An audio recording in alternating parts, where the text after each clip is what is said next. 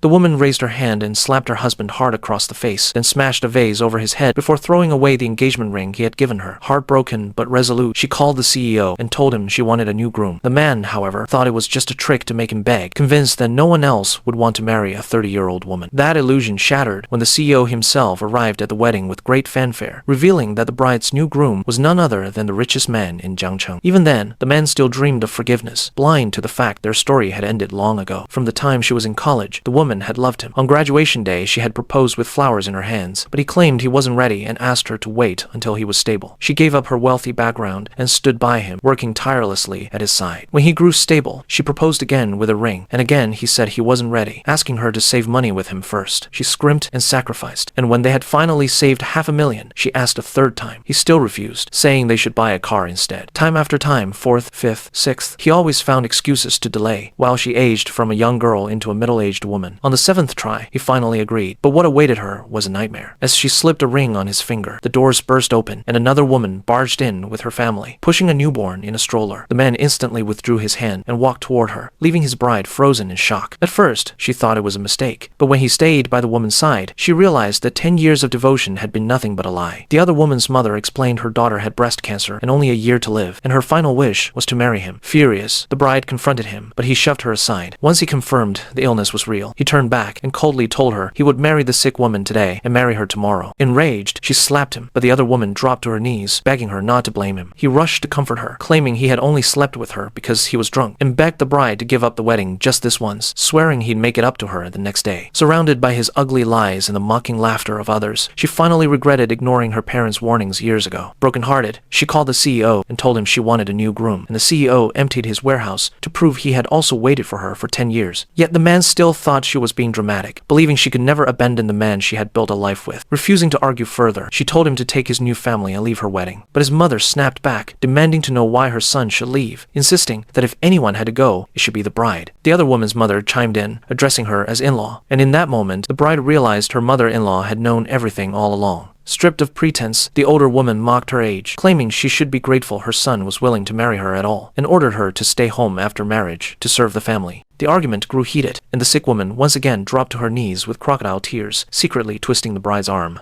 In pain, the bride instinctively lifted her hand, and the other woman collapsed to the ground, feigning injury. That was enough to push the man over the edge. As the bride tried to stand, he slapped her hard across the face in front of everyone,